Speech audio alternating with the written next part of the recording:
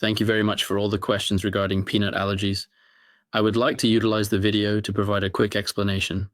And there are actually food items that contain peanuts. Additionally, there are food items that do not inherently contain peanuts, but were manufactured or processed in a facility where peanuts are also handled.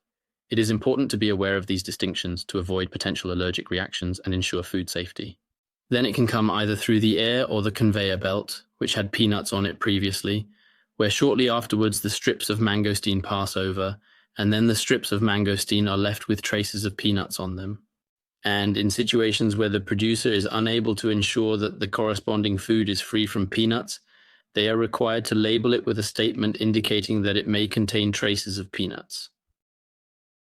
That means the only thing that matters in the ingredient list is that it has to contain peanuts,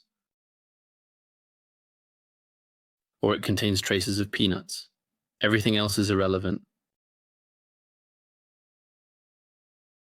Where can I find the list of ingredients? Clearly, of course, on the packaging itself, usually on the back. And if there's no packaging, you can just ask the seller. For example, at the bakery, there is an ingredient overview available upon request. Here, for example, in Seefeld. At Hoflinger's, you have the ability to basically print out the list of ingredients from the cash register machine. And when you inquire the vendor, "Greetings, are there any indications of peanuts in these donuts?" he typically responds, "Oh, I'm not sure, but I'll generate a hard copy and can subsequently give it to you. And then you can have a brief glance and check if there are peanuts or any indications of peanuts anywhere." For example, Ritter Sport, because in every Ritter Sport there are traces of peanuts, I check the back for the ingredient list. Allergens printed in bold and italicized like macadamia nuts. At the end, there's always the disclaimer, may contain traces of peanuts, other nuts, gluten, and egg ingredients. That means here, may contain traces of peanuts, absolutely no way. Now, as an addition, let's discuss, what is the peanut?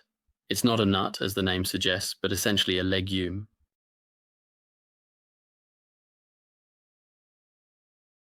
Now, here's the thing. The lawmakers have said that this peanut allergy is so serious, it's not enough for me to just write may contain legumes or may contain traces of legumes, but it actually has to say may contain traces of peanuts. In my own experience, I have never encountered an ingredient or a product that explicitly indicates the potential presence of traces of legumes and so on. Essentially, it implies that it genuinely must state peanuts or traces of peanuts on the packaging. It is highly probable that there are no legumes or the information would be too vague and inconclusive.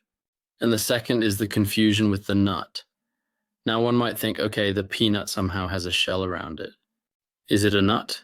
No, a peanut is neither a nut nor a shell fruit. A peanut is a legume.